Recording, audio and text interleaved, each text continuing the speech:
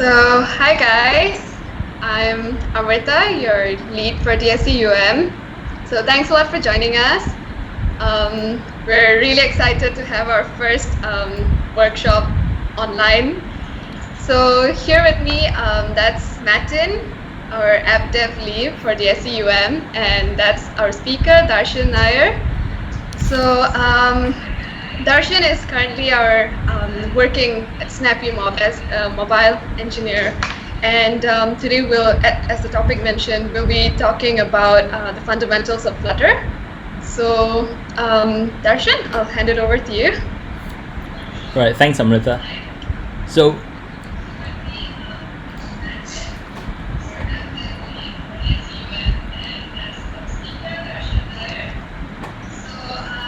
hey guys, so welcome to the workshop, or more than a workshop, this is going to be more of a talk. Before we actually move on further, I would like to tell what to expect from this workshop and what not to expect from this workshop.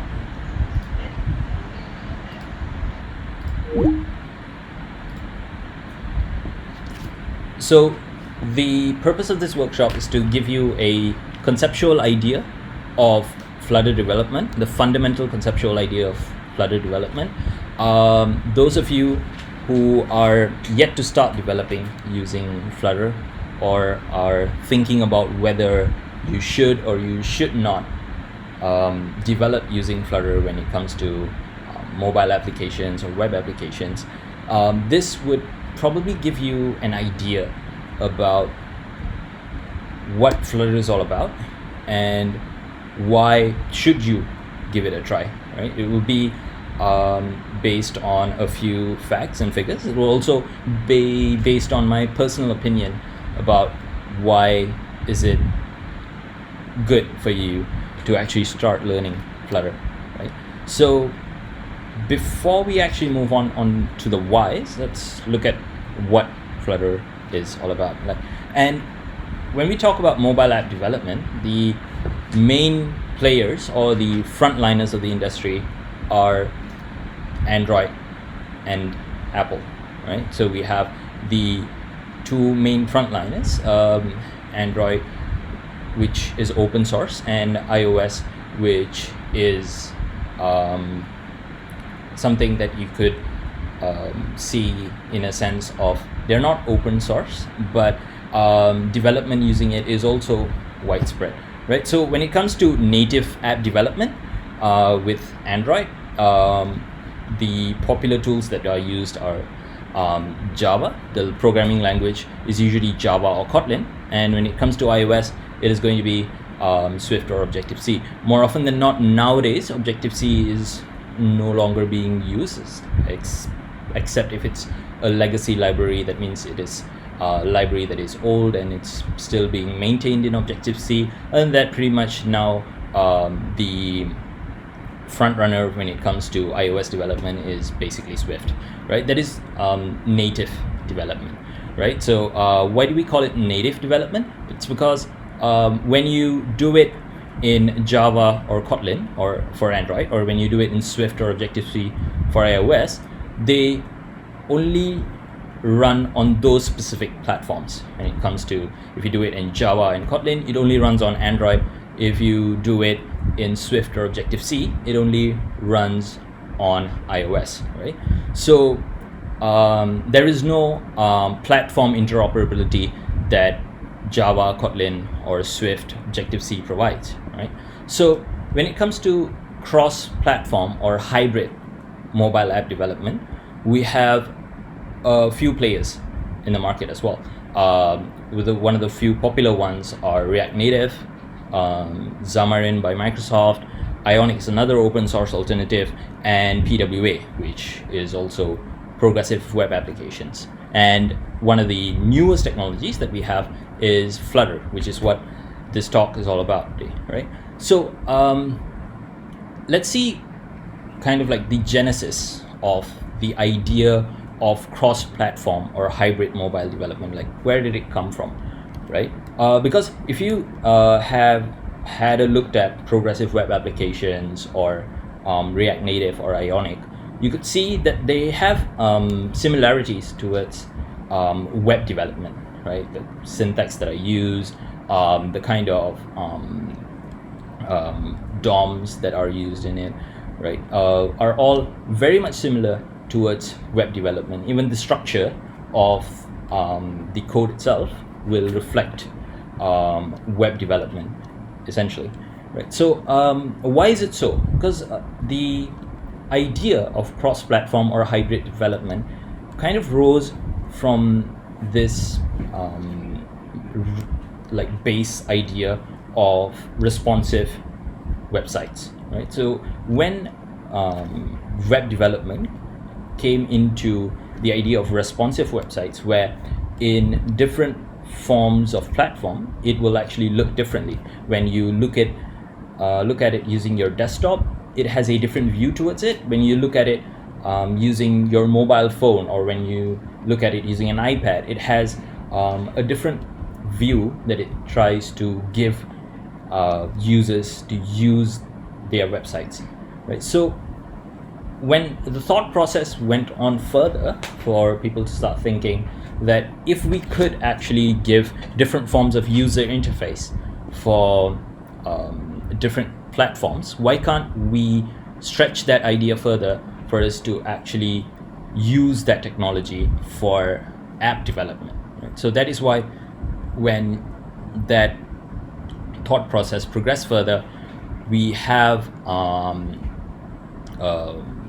technologies like React Native that uses JavaScript as its core to actually build native applications for both Android and iOS, right? Cross-platform or hybrid development offers interoperability, right? So the whole idea behind it is where you have a single code base that you could use for both Android and iOS, right? So if you wanted a lot of hardware usage and you wanted pristine performance when it comes to your application, then more often than not, people would build complex applications using native development technology. So there will be a specific team of developers doing Android and a specific team of developers doing iOS, right? But this is somewhat costly, right? And this is somewhat expensive because you have to now pay two different development teams, right? So when you look at cross-platform app development like Flutter, React Native, and Xamarin, you have the option to pay a single development team to develop your applications for both platforms, right? So this is where the idea of cross-platform app development actually caught on to people who are opening up their startups, people who have a smaller budget for them to actually develop their applications for to be marketed out to be used by the masses, right? So Flutter now moving on to the newest, or I mean, it's not that new, but at the end of the day, when you look at it in a paradigm, the Flutter is the latest technology when it comes to cross-platform applications. So a brief introduction before we go further. So Flutter is a UI toolkit that is developed by Google to build apps from a single code base for both Android and iOS platforms, right? So it is an SDK. What do we mean by an SDK? It's a software development kit given by Google, developed by Google to be used by everyone, because Flutter is something that is open source, right? So in its core, just like how Android actually uses Java or Kotlin and iOS uses Swift or Objective-C, Flutter uses a Dart language, and Dart language is also developed by Google themselves, right? So it is an object-oriented programming development environment. So it is, in that sense, a lot more similar to Java, Swift, Kotlin in comparison to a React Native or Ionic, right? So the idea behind it is that Flutter or Google wanted a more object-oriented approach when it comes to app development, right? It's because when it came to Google's perspective, Google were the ones that behind the development of Kotlin, and Kotlin is also an object-oriented programming language, and they wanted something similar, also to ease familiarity towards developers, for them to actually to ease the process for them to develop using Dart and Flutter, right? So this is one of the reasons behind the Dart language being of object-oriented programming model, right? So let's look at the idea of how is an app born using Flutter, right? Or what is the smallest add-on of a Flutter app, right? So these are where widgets come in, right? So widgets are the add-ons of Flutter apps. So what are widgets? They are graphical user interface components, right? So they are your buttons, they are your app bars, the ones that you actually use to interact with the app itself, right? Or the logic behind the app itself, right? So let's look at an example of it, right?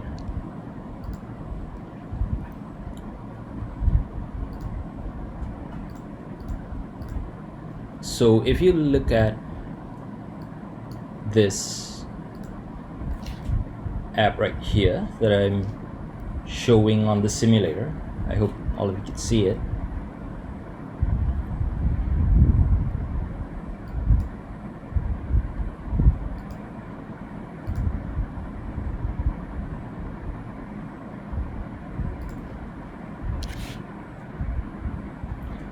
So if you look at this application right here, all of it is a widget, right? The button that you see here is a widget, and the text field that you see here is a widget. The icon that you see on that text field is also a widget. So this whole screen is actually built through a collection of widgets that are arranged in a tree-like manner. So what do we mean like in a tree-like manner, right? So that is what we mean by widgets are arranged to form a widget tree that makes up what people see on screen, right? So if the beginning point of an app when it comes to with Flutter, you could begin it with a container, or you could begin it with a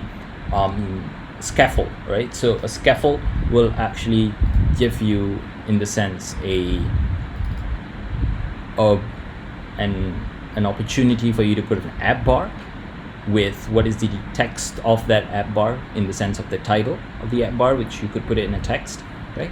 So if you look at it, this scaffold is a widget, and the app bar that it refers to within the scaffold is also a widget. And if you look at the structure of the code in this example, it is a scaffold, it is a widget that contains a child widget, or multiple children of widgets, that is making up this entire screen, right? So this is what we mean by a tree of widgets that are interoperating between each other, and they are giving you an interface for you to use an application, right? So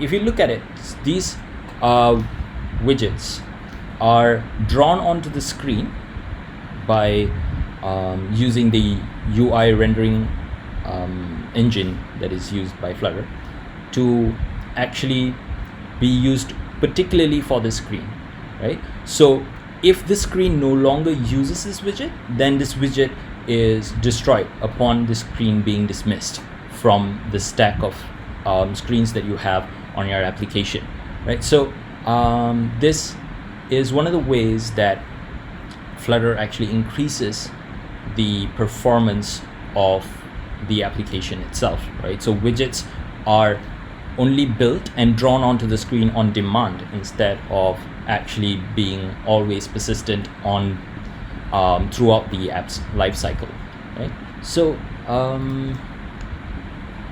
how does, or what is enabling Flutter to actually render these widgets, right? So Flutter renders UI using the Google's Skia engine, which is Google's own 2D rendering engine. If you actually look closely towards the entire package of Flutter, like when it comes to the UI toolkit itself, the programming language that is used, which is Dart, and the rendering engine that it uses, Google Skia, you could see that each and every part of it is developed by Google, and it's given to us open source for us to freely use it, for us to develop apps, right?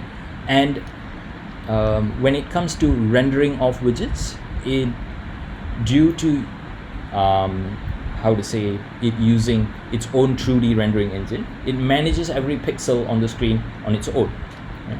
It does not actually rely on a native UI bridge. And what do I mean by a native UI bridge is it does not actually take a component of your application and send it to your own native operating system for it to be actually interpreted as a particular component, right? So if you create a button or you create a tab, everything in Flutter is actually built on to the screen using the Google Skia 2D rendering engine. It does not go back to the operating system level itself for it to be interpreted on how to display it to the application and then come up with the user interface, right?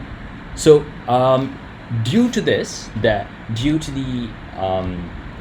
2D rendering engine that is built into the architecture itself, or built into the UI toolkit itself, it renders the exact same user interface on both iOS and Android. It does not actually give you a different interface when it comes to iOS and Android, but we'll look at how or what are the ways to actually have platform specific user interfaces with Flutter as we go along into the talk, right?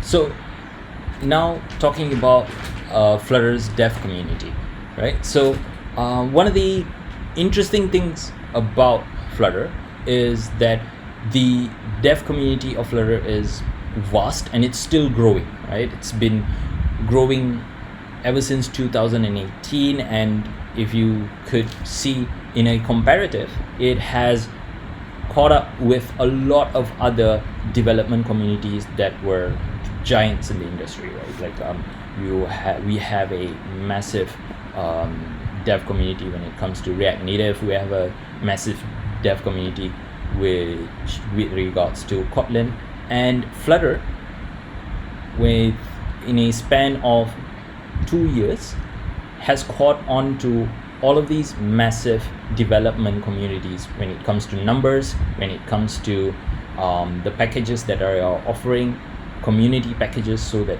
users could actually use them for development, and all of this are available open source, right?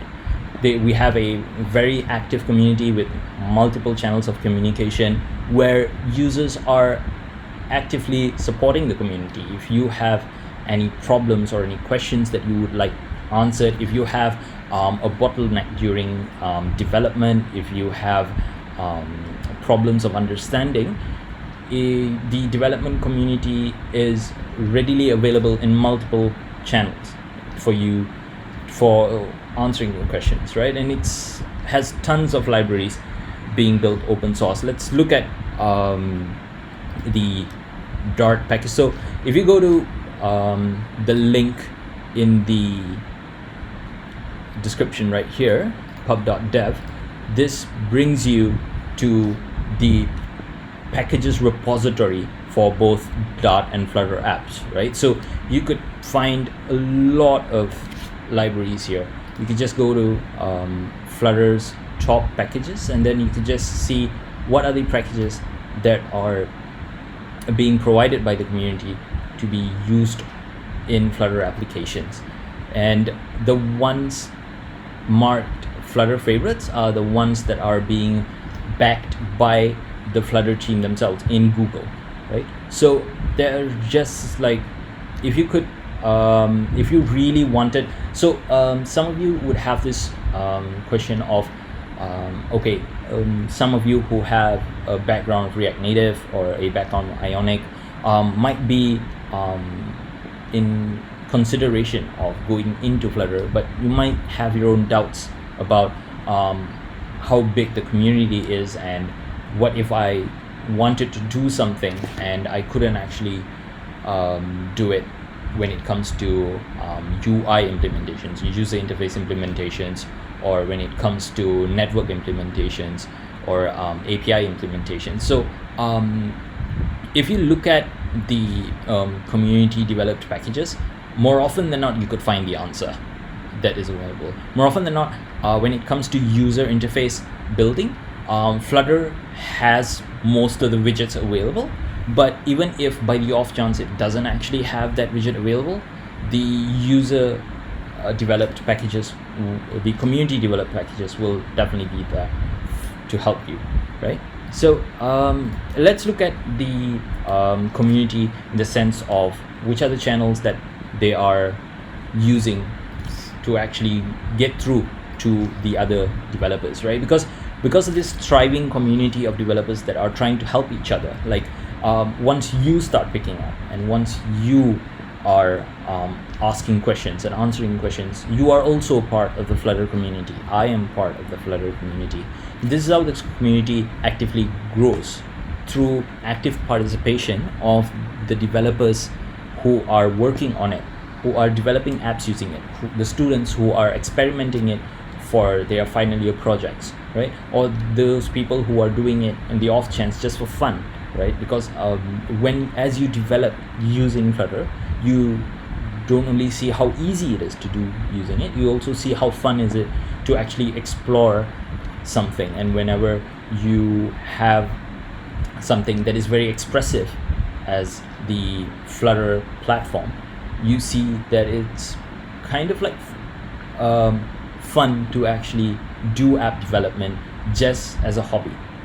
So if we look at Medium, there are tons of Flutter articles when it comes to explanations about the intricacies of Flutter, or to give you a guideline on to doing something, or even if you wanted to kickstart your Flutter development but you don't know how, there is a resource for you to actually see, to give you kind of like a roadmap on how do you start Flutter development, right? There's tons of articles there, and for a community that just started growing from 2018 is actually a phenomenal level of growth when it comes to the amount of support the community gives you, right? And the number of questions that are left unanswered are quite rare, actually, right? I mean, like, even if you wanted complex questions to be answered when it comes to the inner workings of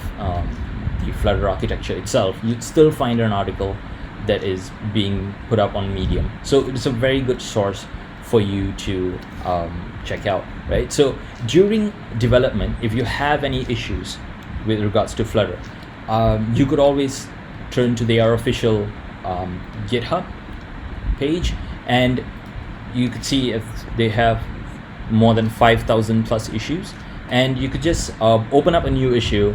If you're familiar with GitHub and how to open up an issue, you could open up a new issue on GitHub and explain to them in a certain way what is the issue that you're actually facing, and more often than not they would have replies or responses to it as soon as possible, right? And if you could see if a lot of people are, if some of you are still learning the ropes of GitHub, you could even check out their Discord channel. They have their own Discord channel for Flutter development, which is, if you just go to this link right here, and if you have a Discord account, you could just like pop into Discord, and they have like, these are developers that are in the channel,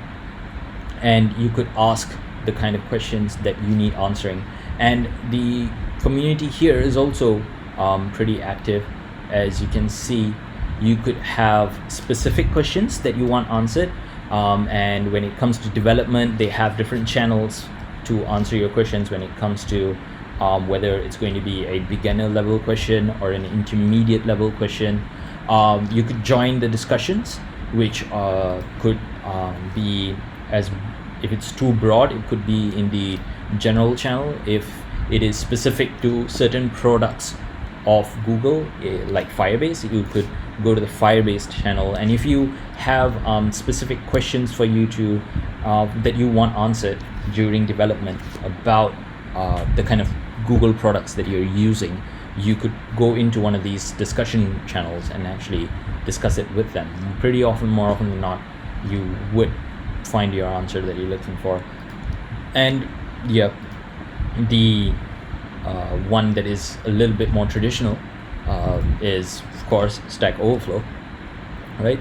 And if you look at the number of questions that are there that are open for Flutter, there are 41,165 questions, and the newest one was asked about an hour ago, and you already have an accepted answer. So the Flutter community is something that is thriving. At the same time, it is very responsive towards developers, right? So this is one of the reasons for you to actually learn Flutter. Even if you have certain forms of hesitations, or if you have that mental block, or thinking of how do I get an answer for a problem that I'm facing, there's always someone in the community that is readily available to help you about it, right? I mean, like if there is a really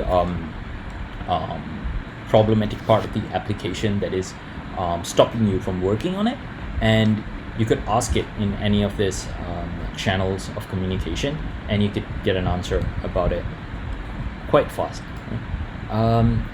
Let's continue. All right, so this is more of trying to answer a question of, should I actually learn Flutter, or I'm afraid to actually learn something that is quite new around the block, right? And what if all of a sudden it becomes a thing of the past? What if it becomes extinct, right? So before we actually look at my own personal reasons of why, let's look at what the stats say, right? If you look at the first chart there, if you look at Flutter's GitHub star history, you could see the amount of people that have actually given it stars has increased since 2018, which was somewhere around 20k, to now in 2020 is more than 80,000 people that are giving it a star on GitHub. And this is one of the ways for us to actually analyze how well a particular library or a particular software development kit is doing when it comes to a developer's sense, right? would look at the number of stars that that particular library or that particular software development kit has on GitHub as a measure of how good it is or how popular it is, right? So when it comes to the popularity battle, you could see how much difference 2 years has made when it comes to Flutter, right? And if you look at the second chart, the number of Stack Overflow questions, this is a comparative with React Native, Xamarin, Flutter, and Angular. And if you look at it since 2018 and the 1st of January 2018 to August 2018, the growth of number of questions that Flutter has in Stack Overflow has grown tremendously just in the span of 8 months, right? And let's look at some further trends before we actually proceed, right? So these are statistical backing of why you shouldn't be afraid of Flutter. I mean, like you shouldn't think, or what happens if I go into it and in a year, it becomes a thing of past, right? If it becomes something that people said, oh, at a moment in time it was good, but now we're gone past it, or something like that, right? Let's look at a comparison in Google Trends, right, about the search term between Flutter and React Native. And this is a comparison of March 18, 2018 till today, which is Friday, 17th of April 2020, right?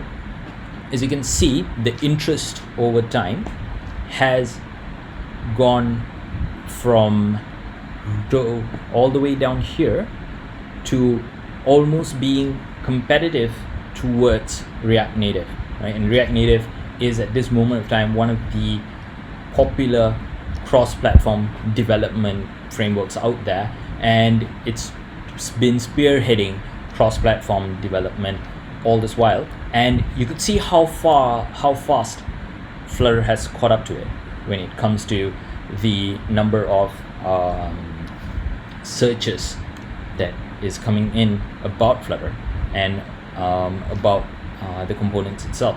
If you could look at the queries that are related to it, it is about the architecture itself. When it comes to Flutter block, it's about the widgets that are being used, right? And a lot of people are trying to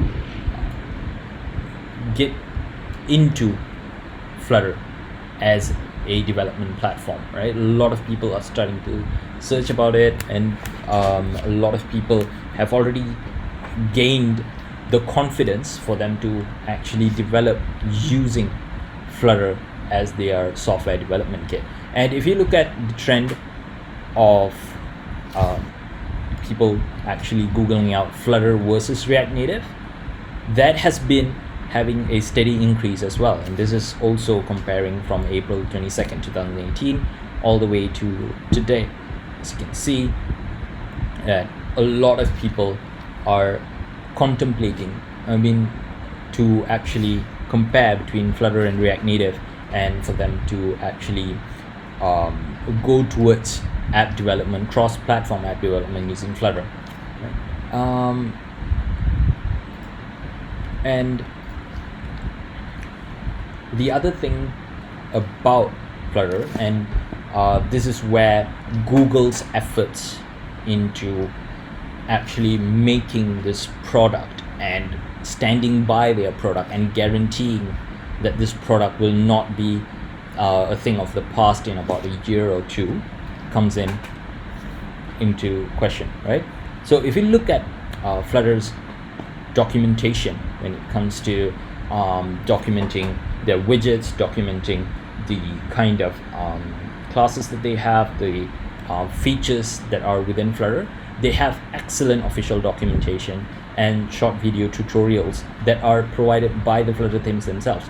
There are close to none that do actually offer that form of documentation, right? I mean, like most of the documentation that you could see, you could compare it to even their own products. When you compare it to an Android documentation, if you compare it to a Firebase documentation, none of them actually come with a video tutorial, right? If you look at Flutter's documentation, you could actually see that it is concise, and at the same time it has the input that is required for you to actually learn about Flutter in the most easiest way possible. So let's look at their documentation. Let's try to see an example, right? Let's say I want to know how to use a button, right? So I'll just go to their official documentation, and in the search bar right here, I'll just search for button, right? And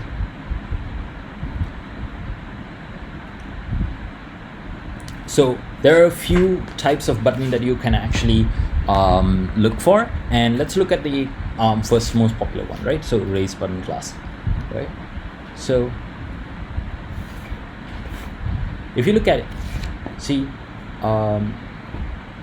when it comes to the documentation itself, it actually gives you the explanation that it requires, and it also gives you a sample of how to actually use it in the application itself.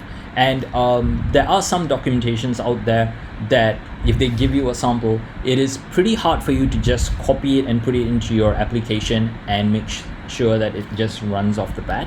But Flutter's documentation actually just do that. I mean, like, it's as easy as that for you to actually understand. If you just copy this part of that application and you put it into your application, for example, let's look at,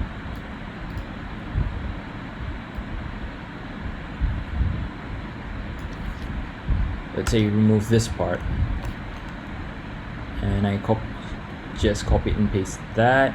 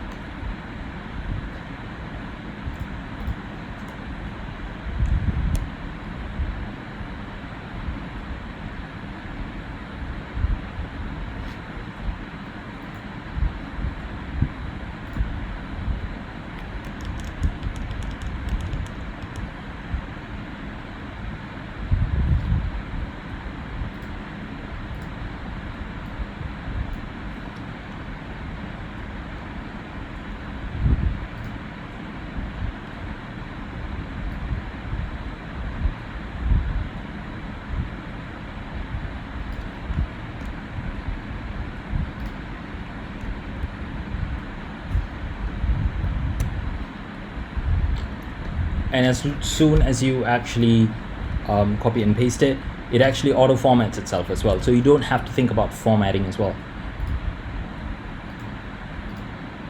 And I'm gonna run this.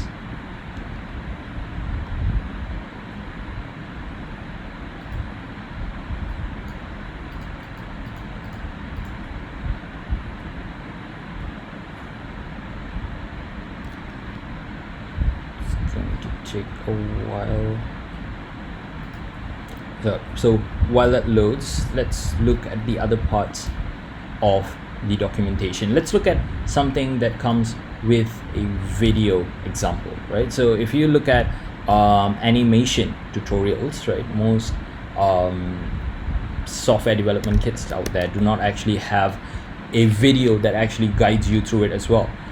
But if you look at, for example, if you just look at the animated icon class here, it actually comes with a tutorial that is done by the Flutter team themselves. More often than not, if you wanted to make a Xamarin application or an Ionic application, you would actually have to rely upon tutorials that are made by the community of developers themselves. But when it comes to Flutter, right, more often than not, they give you the tutorials, the video tutorials in their documentations itself. So as you can see, just by copy and pasting the code directly into your application and running it, you could have a working example of what are the widgets that you were looking at, right? So I'm gonna copy another part of this application that we are seeing on the screen right now and just put it as part of this column right here. As you can see, this column is actually accepting an array of widgets. That means it is accepting a collection of widgets that you could put in, and I'm going to just put in another one, yeah, right? And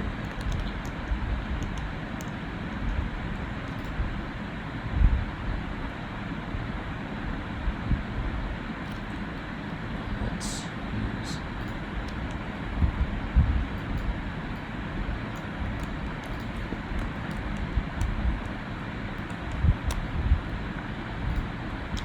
and as simple as that, if you could just reload it, it will directly be drawn onto your screen, right? So it is also easy for you to have a documentation that has capsulized examples for you to put it into your application and see what are the results directly, instead of having to do a few steps before you actually get an example working on your application, right? So those are one of the perks of it, right?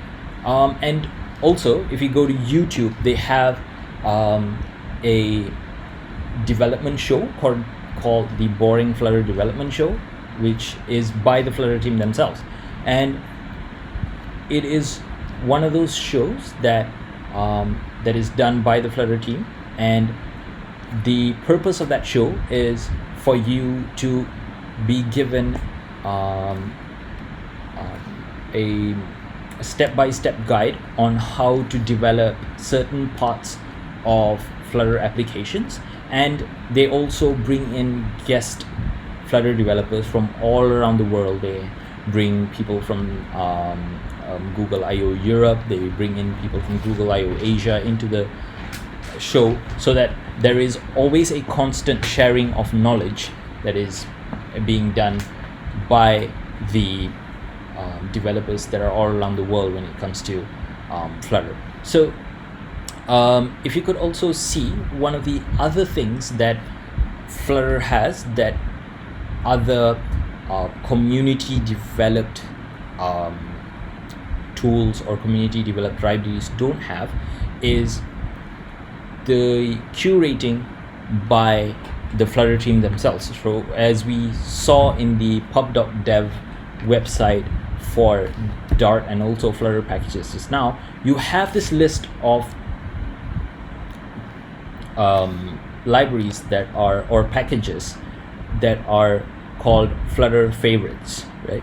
So when we look at Flutter favorites, these are the packages that are curated, reviewed, and also recommended by the Flutter teams themselves to be used by the other Flutter developers in the community, right? So if you look at the other competitors like React Native or Ionic, they do not actually have the kind of close interaction between the core development team and also the community developers themselves, right? But if you look at the program, the Flutter favorite program themselves, you could see how involved the core Flutter team of Google developers are with the community of developers that are working with Flutter, right? So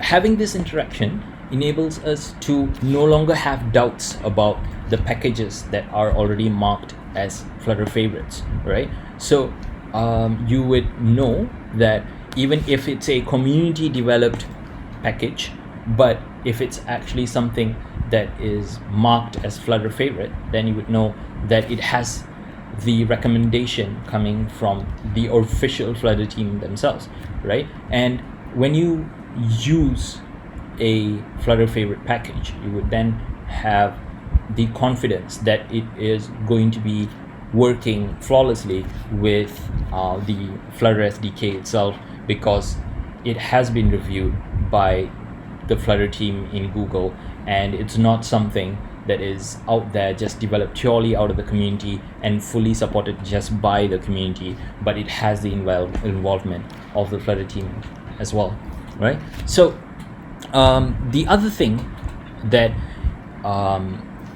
is good about Flutter is, since it is developed by Google and open source, whichever latest Google products that come out will also have a Flutter SDK support coming out soon, and it will get a faster SDK support for Google products in comparison to all the other cross-platform development technologies out there, right? And it will have a guaranteed official SDK support for Google products such as Firebase, right? So if there is an update for Firebase push messaging or Firebase Cloud, more often than not,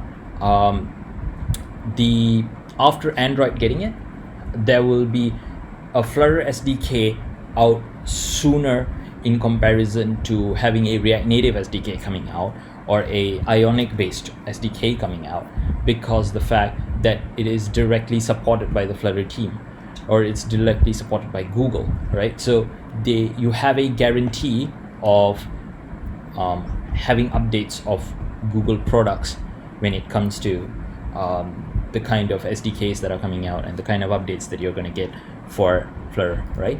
So these kind of efforts that are taken by Google themselves, by the kind of documentation, attention to detail that they're giving, the amount of social media interaction that they are having, the amount of guidance that they are giving you through having YouTube videos. And if you look at it in a spectrum, I don't think even like Android is one of their biggest products as of date, and even Android didn't get the kind of support that Flutter is getting. Even Android developers don't actually get the kind of community interaction and interaction from the core Android team in Google in comparison to the ones that Flutter developers are getting from the Flutter team in Google, right? I mean, like, have you actually heard of like the Boring Android Development Show on YouTube, right, by the Android team, right? I mean, like, they do cover it in their Google I/Os, in their conferences and stuff, but this is Google taking it that much further.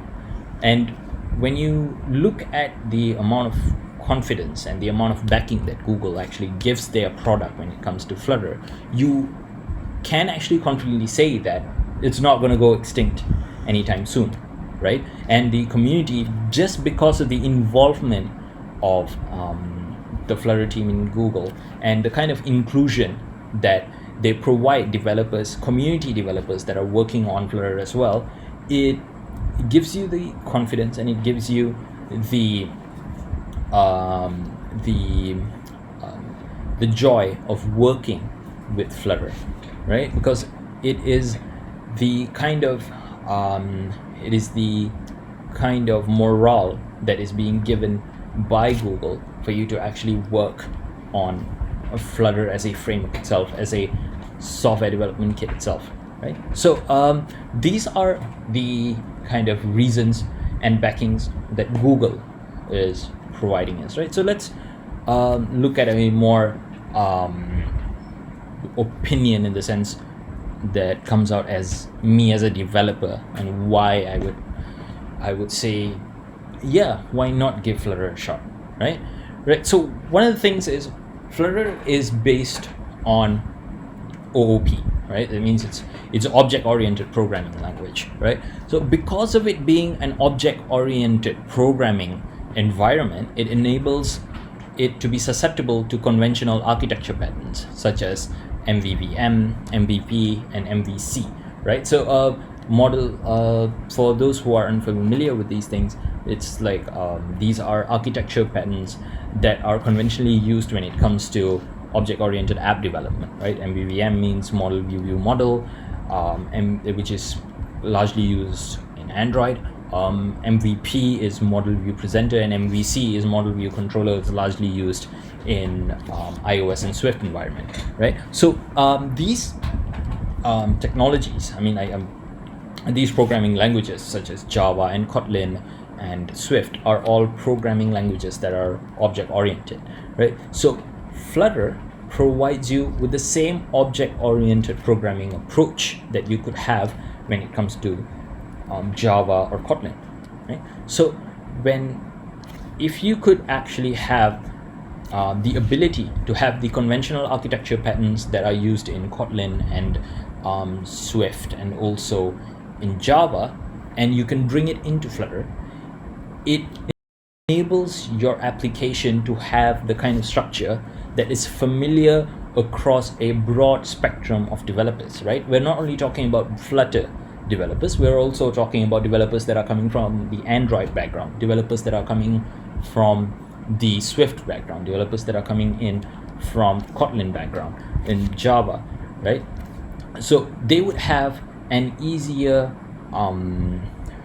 time actually going into your application if you have a group of friends that are working on a single app together, and both of these developers used to only do Android and Java or Kotlin, and they want to come into Flutter. Because of the architecture that you're using that is conventional to them, which such as MVVM or MVC, it is easier for them to actually join into that team and be part of that team and to understand or familiarize themselves with the code base, right? Because of the object-oriented programming approach that Flutter enables you to have on the application itself, right? So the other thing is, let's say you create an app layout designed for your app that based on Flutter, it will not be affected by operating system updates, right? So for example, what do I mean by operating? Let's say you have an application on iOS, right? And let's say this particular button on your application has been designed in a way that it has a gradient blue color with white types, right? This layout of this button will never change with regards to your application itself, right? If Swift developers, or iOS developers or Android decides to change the way their app looks and feels, so if they all of a sudden wake up in the morning and say, I no longer want an app bar to be there when it comes to Android applications anymore, and they decide to, or I want to change the size of my app bar when it comes to Android, it will not actually affect your application that is built on Flutter. And this is why the Google Skia 2D rendering engine is very, very important in this discussion, right? Because of the fact that Flutter uses its own rendering engine to draw the layouts onto the screen, it does not actually depend on the operating system's view of how user interfaces should be, right? So whenever you decide to have a particular form of design to one of your components or one of your widgets, it will always stay the same regardless of the kind of operating system updates that come in, regardless of any architectural changes that happens because of operating system updates that is introduced by Android, right? So, or by iOS for that matter, right? So this is why having an autonomous control towards the kind of designs that you're going to implement in an application is given the utmost importance in Flutter, right? So regardless of whatever changes that may happen to the operating system, you will not actually have the problem of this changing the overall layout of your Flutter application, right? So and now coming to answer the question of platform specific user interfaces, right? Because more often than not, we know that Android users prefer a specific way for their apps to behave, or prefer a specific design when it comes to their user interfaces in comparison to iOS users. iOS users are familiar to different conventions of design guidelines and designs to their application in comparison to Android users, right? So this begs the question of, what if I wanted two different designs? What if I wanted my Android design to have certain intricacies when it comes to the way that it looks on iOS? I don't want material design, which is the design that is being used by Google on Flutter, to be the only dominant design that is on both platforms, right? Because I want to give it a certain stylistic personalization when it comes to iOS in comparison to Android, right? So this is where Cupertino widgets for iOS actually comes in, right? So let's see what are Cupertino widgets, right? So if you go and search for the documentation here, you have the Cupertino library, and yeah, there's another video tutorial, right? So the Cupertino library enables Flutter applications to actually move away, if they wanted to, from material design, which is more prone to be in Android applications, and give a more personalized stylistic feel towards iOS applications with regards to styling and also design, right? So let's take a very simple example in this matter, right? So let's look at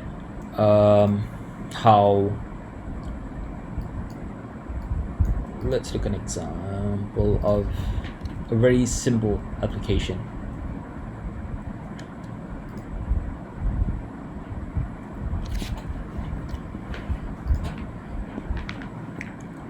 So for example, when it comes to the switcher, the iOS method of looking at a switcher in comparison to Android are very, very different, right? So if some of you have known, when it comes to development, iOS uses the switcher to actually represent a Boolean value, right, of whether something is on or off, true or false, right? So if you wanted the form of UI customization when it comes to your UI components or widgets within your app, you could just go to that particular application, to that particular component. For example, let's look at this switcher here, and pages, and as you can see, this is in the settings screen. So I'm going to go to the settings screen and give you a look, right? And as you can see, we're having a switch here that actually controls the dark mode of this application, right? And in this particular tile, you could see that in the trailing section that we have a switch, and this switch has something at the back that says adaptive, right? So what do we mean by adaptive is when the switch has an adaptive feature that is calling, then it means that it will behave differently based on the platform that it's going to display itself, right? So that means it adapts towards the platform that it is going to be displayed on. So if for people who have a more stricter view of designs, that they want personalized views for Android and iOS, you could actually use the Cupertino library to give the personalized views that you want for your iOS applications, right? And the other thing about Flutter that is very, very convenient for me as a developer is that lightning quick hot reloads. So whenever you actually make changes towards your Flutter applications and you want to see those UI changes quite fast, this hot reload function that Flutter has is actually very, very handy, right? So let's run this particular code right here. I'll show you how fast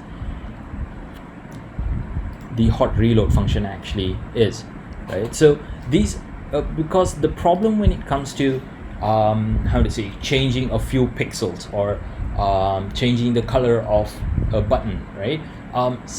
Without hot reload actually being there, or there are certain technologies or certain frameworks that actually give you hot reload or instant reload as well, but Flutter's hot reload really gives you the feel of lightning quick, and it really gives you it really lives up to the idea of lightning quick hot reloads, right? So let's look at this. So let's say if I wanted to change the color of this raise button, right? Or I wanted to change the font size of the button that says disabled here, right? So it says 20 now, and let's say I want to change it to 30, right? And it hasn't been saved now, and as soon as I save it, that is the amount of time that it actually took for it to change.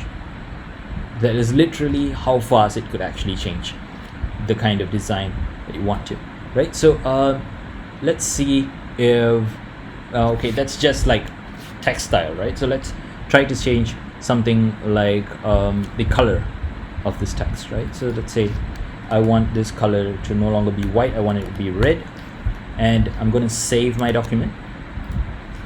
That's how fast it changed, right? Before I could actually change from one application to click on the simulator, you already have the changes taking effect and actually showing it on the screen, right? Whenever you are doing intricate changes towards design, whenever actually designs are usually come to a difference of a few pixels to the left and few pixels to the right, and you really want to see instantaneous changes towards your design on the screen as you change it, this is where you would definitely feel the benefit of hot reload, right?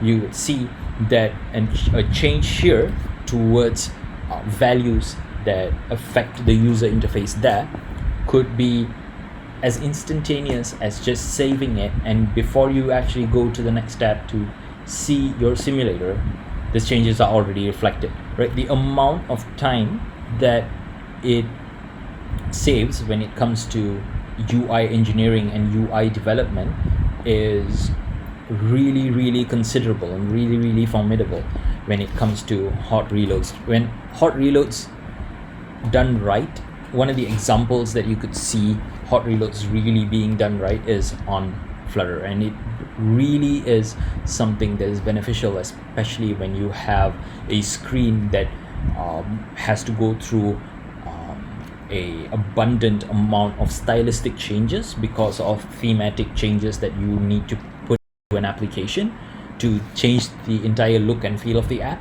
That is when hot reload really, really makes your life that much more easier in comparison to actually waiting for the entire thing to rebuild and actually show it on screen, right?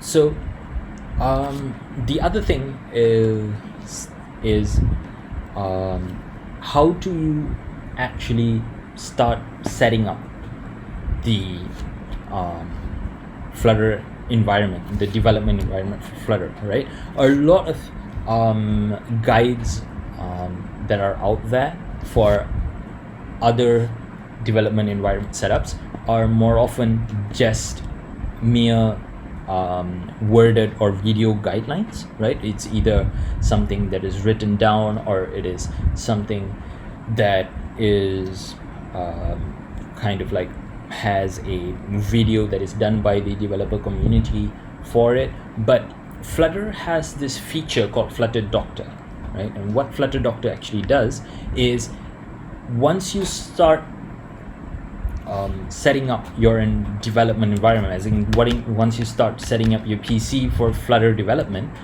you could run Flutter Doctor in your terminal, and it would actually show you what are the things that are still lacking, the essential things that are still lacking for you to start Flutter development, or for you to start off with the development environment, right? So it has a checklist that it actually checks your computer for, as in like, do you already have the Flutter SDK? Do you have Android Studio set up? Do you have proper Android SDK implementations? Do you have Xcode set up? If you are on a Mac, it will check whether you have Xcode or not, and if you have the Flutter command line interface set up properly. So Flutter Doctor actually checks for you the things that you need to have on your computer before you actually go into Flutter development, right? So whenever setup is in concern, a lot of people actually have problems, or go through multiple tutorial videos for them to merely set up their environment, right? Like I've seen developers, even experienced developers before this, spend 1 to 2 hours merely setting up their machine so that they could actually start their first Hello World application, right? I mean, like, I've seen people who have become increasingly frustrated by the amount of steps that it takes for you to just set up your environment so that you could start developing applications, right? Because you don't want to go through a strenuous process that takes hours and hours for you to just install and set up something for you to start working, right? And if it is going to take you hours, and yet you don't actually have a guide that tells you what is it that is actually still lacking for you to develop, then it becomes an even more frustrating scenario to be in. And this is where Flutter Doctor actually comes in. Flutter Doctor actually gives you a checklist which automates checking in your machine itself to see which are the things that are still lacking in your machine for it to actually run properly, right? So let's take a look at how Flutter Doctor actually works. All right, if you could go to your terminal, and right, so I already have Flutter set up on my machine. So as you could see, Flutter is already there and it's already set up properly. So this is where I'm going to invoke Flutter Doctor to actually check the necessary setups that I have for Flutter development in my PC, right? So it runs a summary and it looks at all the lists that it has. So you could see even in a command line interface, the kind of user interface that I've implemented is quite neat, and it's also quite easy for you to see. For those of you who can't actually see it properly, I would give it, let me make it bigger, right? As you can see, that here are checkboxes that actually have a check mark inside it to see whether the Flutter SDK is already there, and it is seeing whether the Android toolchain to develop on Android devices are already there, and it gives you the Android SDK version that you're working on. When it comes to Xcode, It shows you your Xcode version that you're working on currently, and it shows if it requires Android Studio, if it checks whether Android Studio is already available, it checks if VS Code is already available. VS Code is Visual Studio Code, the environment that I'm actually, the IDE that I'm actually using for Flutter development.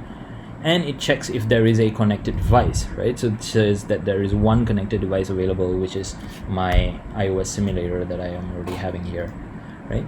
And this feature that is given by Flutter makes setting up the environment for you to actually start developing a lot more easier. There are so many other software development kits out there that do not actually give you the kind of easiness when it comes to setup that Flutter actually provides, right? So when it comes to UI implementation, I know we've already covered Google Skia before this, but something that I need to add at this moment of time is, because of the fact that Flutter uses its own UI rendering engine, and it does not actually depend on a native bridge for it to actually go and get details about how a particular widget should be built and bring it back and give you a user interface based on that. The screen, all of the widgets and all of these things that you see on the screen could be controlled by you, right? There is no particular set rules that says this is the only thing that should be here. No, obviously there are app development conventions that you should actually follow when it comes to supposed to be in an app bar, for example, and what it's supposed to be, what is there supposed to be in a button, and how a button actually is being used and stuff. There are standards and guidelines for this, but because of the fact that the Google Skia rendering engine is there, Flutter actually gives you ultimate freedom over your UI implementation, right? If you really wanted to have a button here on the app bar, you could actually have a button on the app bar. There's no convention that says you can't. I mean, like, there is no implementation in Flutter that says no, we will not allow you to do that, because everything is a widget that has a child in it, right? So that is the overall idea of it, right? A widget that has a child encompasses it into this app bar, right? So let's look at an example, right? So this app bar here at this moment of time has, this app bar is a widget that has a child with in the title that says text wax app, right? So let's say I do not want a text widget here. I actually want a raised button just like the one that I have for my gradient button, right? So I'm gonna do this, right? I'm gonna take this raised gradient button over here, I'm gonna copy it, and I'm gonna put it here.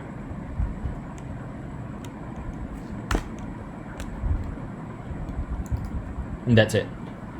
And as you can see, there is absolutely nothing stopping me from putting a button into my app bar, right? Because Flutter's UI rendering looks at this particular application screen as a mere screen, as an empty screen that pixel after pixel of widgets are being drawn onto the screen, right? So there is no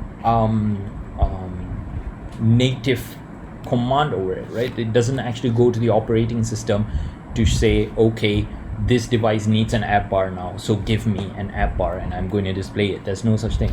This widget is an app bar which has a button in it, and please draw me a widget that is an app bar with a button in it, and the Google Skia engine actually draws it for you.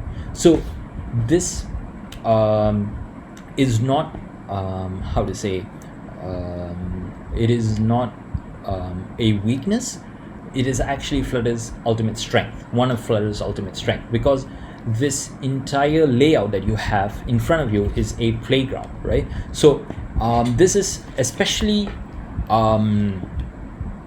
very useful when you have designers that are very, very expressive, who are working on an application, right? And it does not actually limit creativity when it comes to showing what are you capable when it comes to designs in a application, right? You could see the screen as a playground, and you could actually develop whatever kind of designs that you want, and they will not actually be limited in any kind of sense when it comes to displaying them on your application themselves, right? So having that said, let's look at, I've already given you whys. I think I've given you enough whys on, like trying to convince people who are not actually using Flutter yet, or kind of like on the fence to use Flutter. So I think if it's still not convincing, I would say you could just go to Google and just type out Flutter development 2020, and you could see so many articles, like from Level Up. You could see that there's an article that says why choose Flutter in 2020, and then there's one by Montreal saying Flutter versus React Native in 2020. Is it the future of mobile app development, right? So there are so many other articles out there that actually says why you should actually choose Flutter over any other competitors out there, and it will be equally convincing. Most of them will cover the things that I've said, but it will have their own developer perspective on why they chose Flutter, right? Or their organizational perspectives of why they chose Flutter, right? So now that is covered, I would like to actually say what are the things that are needed to start developing Flutter, right? I mean, like, one of the baby steps that you actually need to take to start as a Flutter developer, right? So one of the most important things of it is, for those of you who do not actually know about object-oriented programming, it is very important for you to familiarize with object-oriented programming models and concepts, right? Because of the fact that the Dart language itself is a object-oriented programming language, without actually having a clear idea conceptually and also practically of object-oriented programming model, it is hard for you to actually get a good grasp of the programming language and the programming environment of Flutter, right? And it is also without the proper knowledge of object-oriented programming, I think the kind of optimization that an app developer is supposed to do, and the kind of architectural patterns that an app developer wants to implement in their application becomes that much harder, because you don't actually know, or you don't actually have the full grasp of object-oriented programming. Like, what do I mean by the full grasp of object-oriented programming, right? So for example, if you go to W3 schools here, right, you have an introduction to object-oriented programming in Java, right? You, in these fundamentals of object-oriented programming, you have things like classes, you have things like objects, you have concepts that such as encapsulation, polymorphism.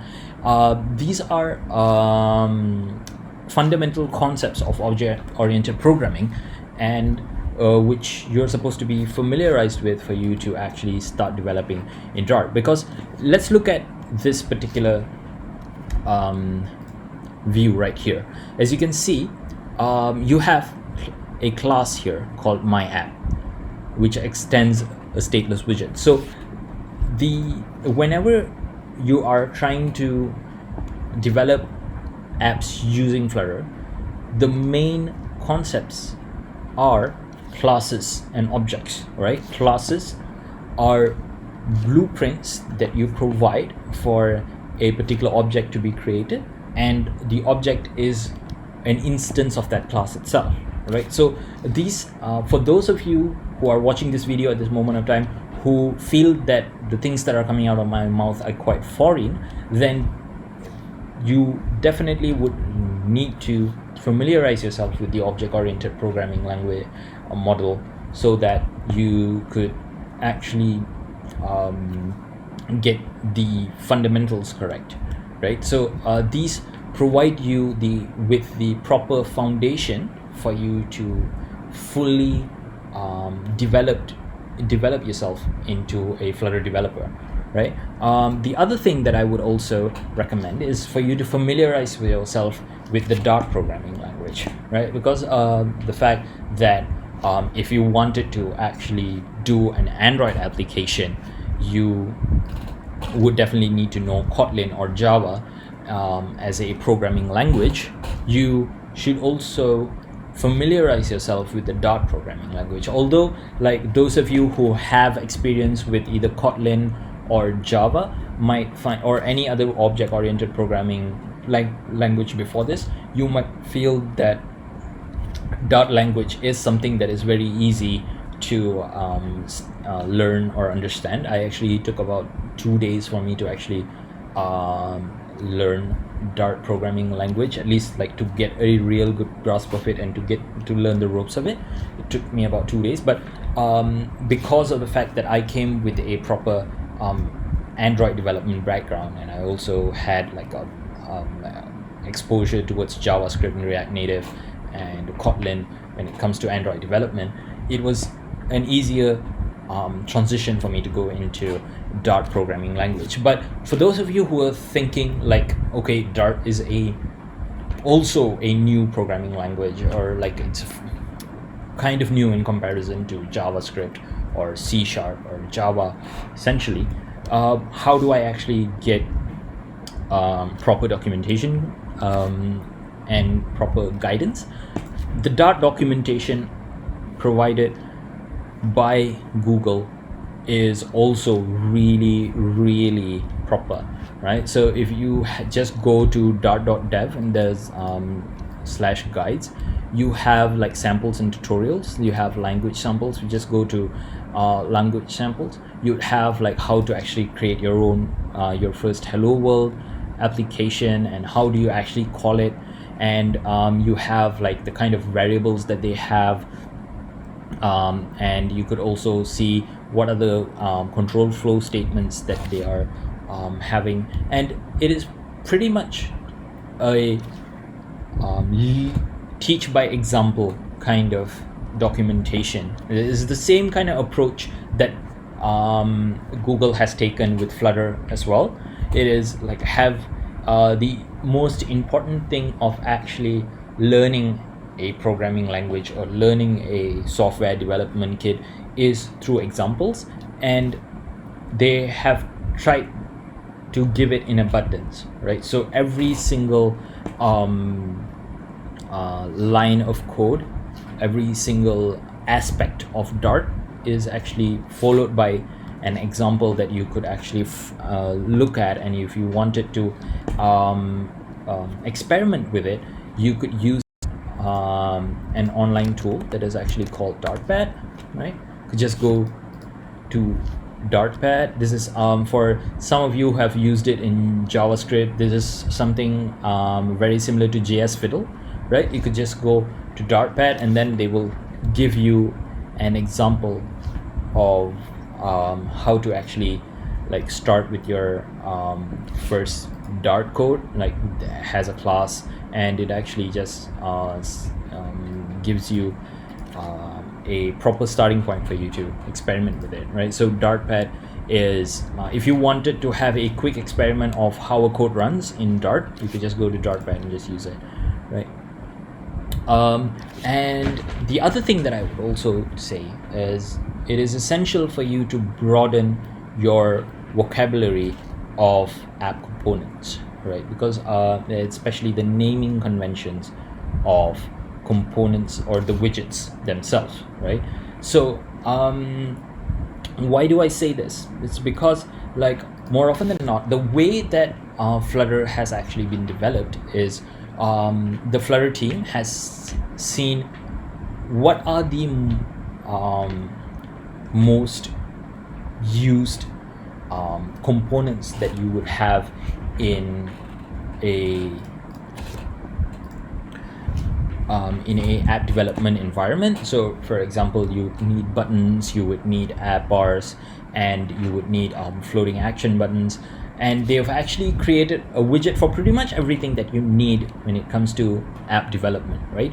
But without actually knowing the naming conventions for this thing, if you didn't know that this button with a plus symbol on it is actually called a floating action button, or it's a floating button, you wouldn't actually know that there is already a widget built for it, right? And you would probably your first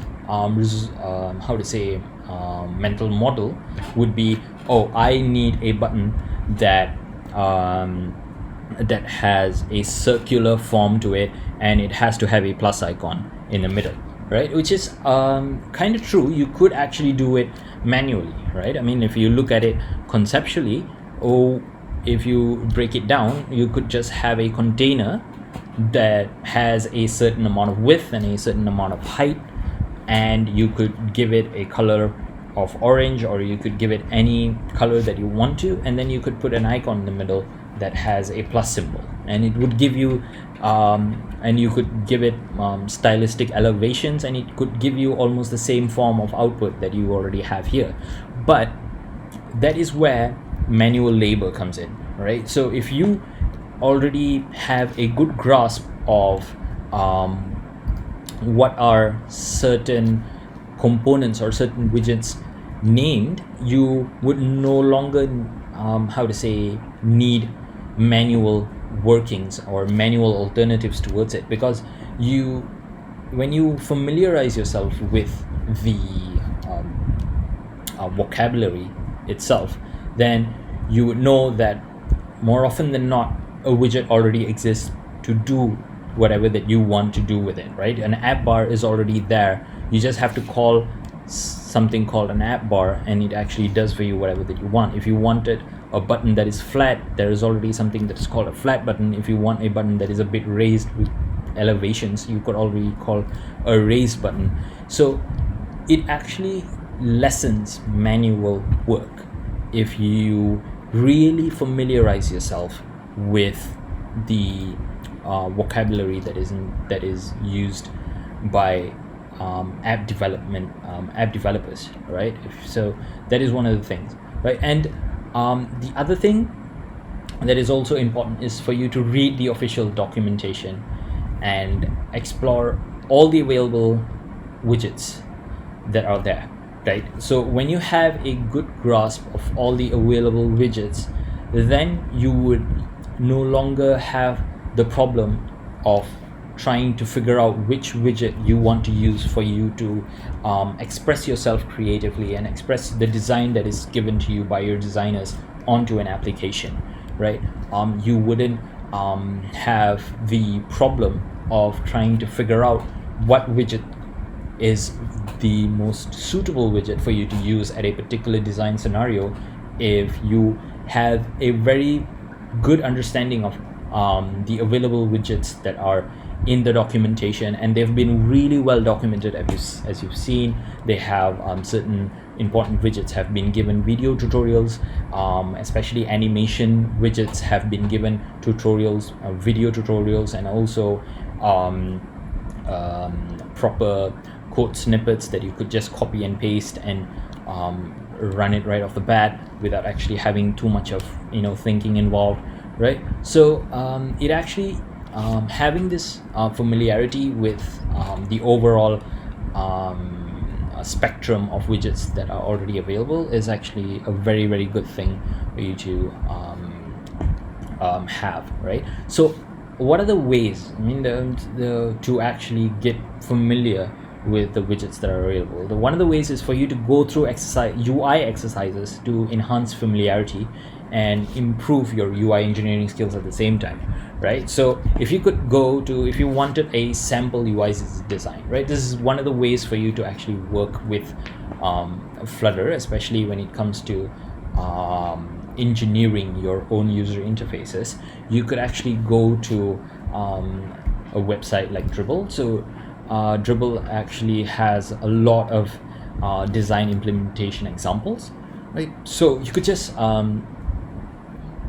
go and take a look at it and just like pick one design or pick like a few designs from like a myriad of designs that are here, and start implementing it slowly based on the design that you can see in front of your eyes on to your Flutter application itself, right? And try to see what are the kind of designs that you could implement, and what are the UI widgets that you would need for you to actually achieve the kind of design that you want to achieve in the from Dribble, right? So this is a good exercise for you to further experiment with the kind of widgets that are already available on Flutter, and also for you to know what are the kind of design patterns that you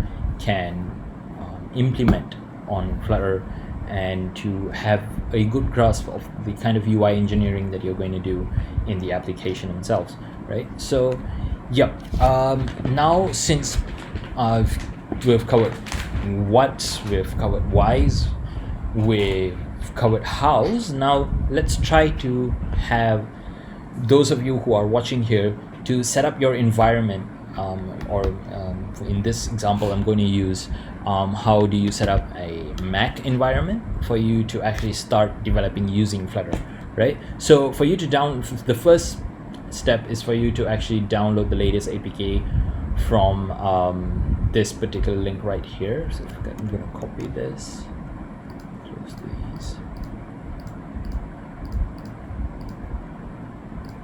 paste it right here.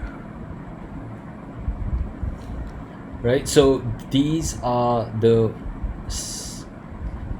stable Flutter APK, Flutter releases that you have. All the SDK versions are here. If you wanted to go for an older version, you could go for it as well, but more often than not, it's highly recommended for you to go for the latest version that is there.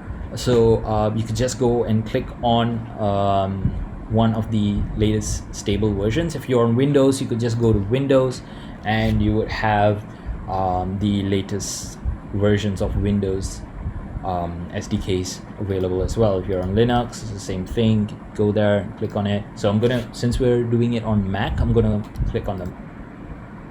And now for you to actually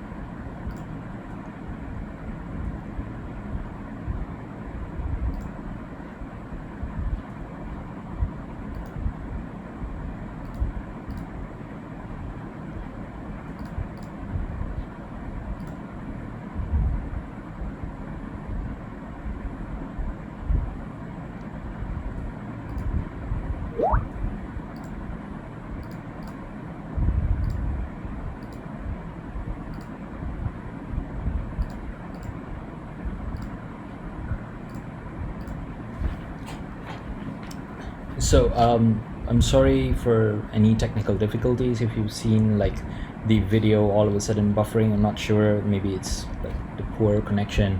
Maybe it's just because the bandwidth is just being stretched thin because a lot of people are using it. Right. So once you've had Visual Studio Code properly set up and you have material themes, icon themes installed, now your system is actually ready for Flutter development, right? And I'll show you how easy it is to invoke your first Flutter project, right? So if you wanted to create a new Flutter project, the only thing you need to do is to actually go open up a new terminal within Visual Studio Code itself, right? And you could open up your own terminal within Visual Studio Code. All you have to do is just go to terminal and then click on new terminal. You could open up a new terminal, right? And we're going to create a new project. So we're going to go one step down, right? And we're going to create it in a directory that says documents, projects, and Flutter, right? And you wouldn't even need to like use conventional terminal commands when you have Visual Studio Code set up properly, right? You could just go to the command palette, and then as you can see, you could just type in Flutter, and then in the command palette there's something that says new project. You just click on new project, and then it wants you to give a new project name, and then you just have to give it a reasonable project name, right? So let's not use hello world, like let's use sample app, right? And then you press enter, and then asks you for a folder that you want to put it in, and you just create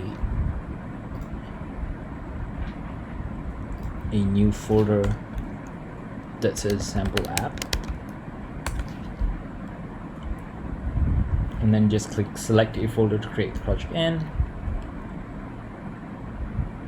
and just wait for a few seconds. As you can see, the Flutter create iOS language Swift, Android language Kotlin is actually running, so it's give it a few minutes before it actually sets up the environment for you.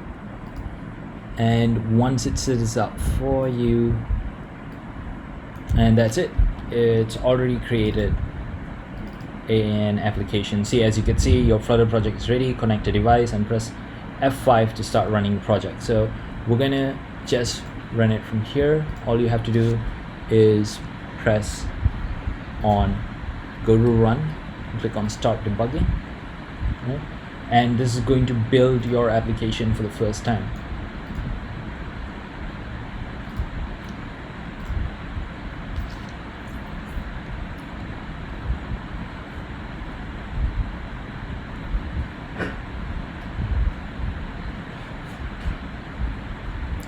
On the initial running and also building a new application, it might take some time, but more often than not it's fine. As you can see, the Xcode build is done. It is actually going to initialize the application, and a screen would pop up with a counter application. So as you can see, you have a Flutter demo homepage with a floating action button and an app bar, and you have two text widgets here saying that you have pushed the button this many times.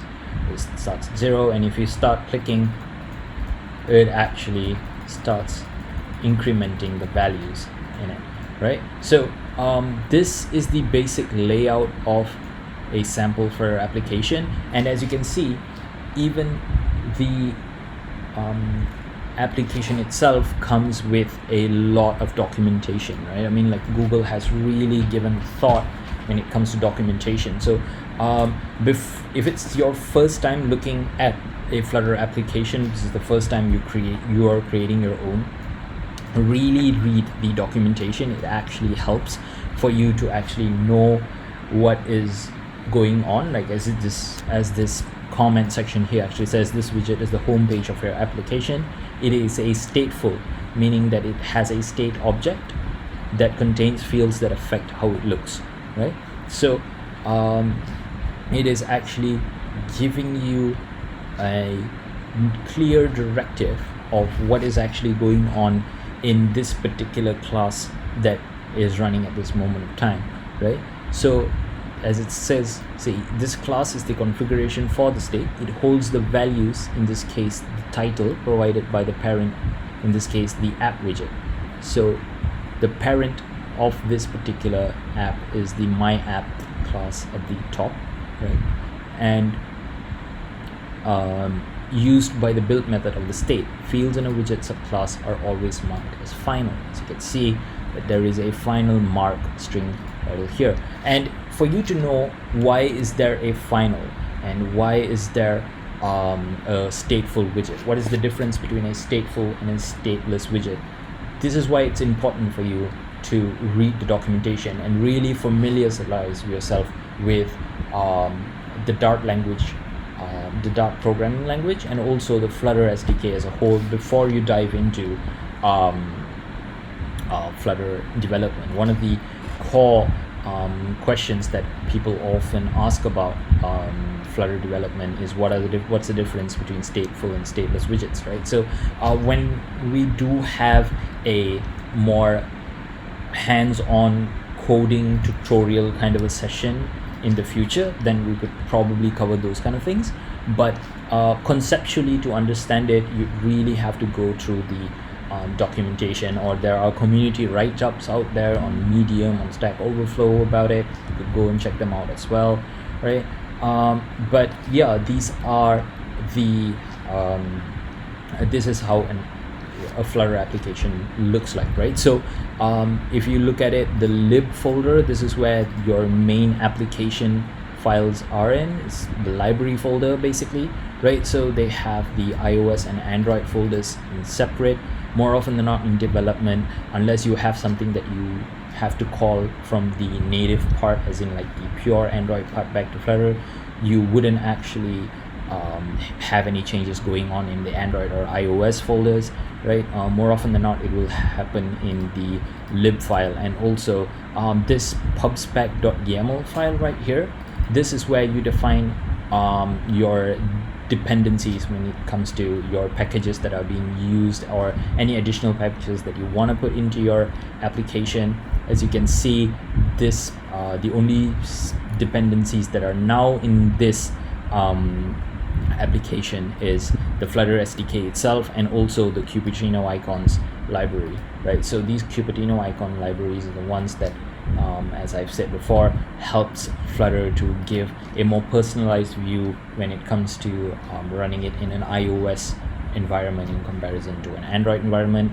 There's tons of material here as well for you to read and know how you're going to use it, and what are these particular lines of code there for you to actually familiarize yourself with a lot more. So yeah, do not actually think that these are mere comments. Do really give it a thought and try to read it. I mean, it's really useful at the end of the day, right? So this has more information that you think that are like useful to you, right? So I think that is all from me. It's the end of the session, I guess. I did plan to like finish at least by like 9:55, but then like yeah, it's a bit off by like 8 minutes now. But yeah, I hope you have a few questions. I think Martin will help me with the answering of questions, but even if you have like questions that could not be answered at this moment of time, you could still actually reach out to me on socials. You could just ask me if you have doubts, follow me on Twitter. My Twitter account is here. Follow me on LinkedIn. If you guys have any kind of questions, you could ask me on LinkedIn. You could ask me on Twitter as well. I would periodically post code snippets, and also Flutter libraries or Flutter code bases that I've created for as a playground. It's more often than not available publicly on my GitHub account, so you could just when you just drop a like message on Twitter or Facebook even, I'll gladly answer any questions or doubts that you have, right? I mean, like, essentially it's also about, like, we as a community trying to actually help the growth of each other, and also by that actually growing Flutter as a development environment. So thanks a lot for watching. If you have any form of feedback for me or the Developer Students Club to actually organize this talk for you online, please give us a feedback on the feedback form. We have the link right here. You will be given access to these slides. Later on, I'll give it to Martin. He will probably upload it and give you guys the link, right? And for those of you who want to stay informed about other topics that the Developer Student Council of the Developer Students Club of are going to have, they've given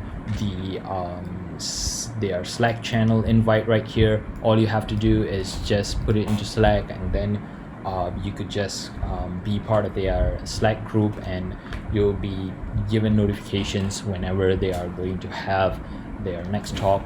So let's see if Martin has any questions for me before I go.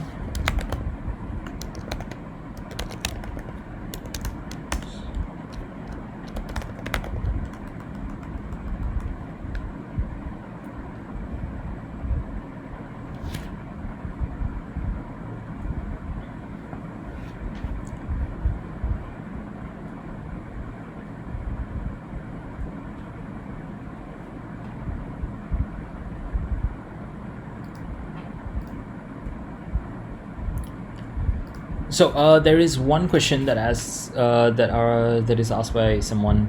Says, will you be able to create a web app without rewriting the entire code again? And the answer is yes. Even Flutter, even if you want to use Flutter as a part of a web application instead of actually rewriting the entire thing, it is actually possible, because Flutter does actually allow interoperability, right? And Flutter also allows you to write web applications which are compliant with JavaScript codes and also .NET Core codes. So it is not a problematic thing for you to have specific modules of your web applications in Flutter and the other things that are in JavaScript or in .NET Core or even in Java, because it does actually have interoperability. So I hope that answers your question. If you want like examples or samples of how it's done, like just hit me up on one of the socials, and I'll probably even if I don't give you the code myself, I'll probably give you references to it, no problem.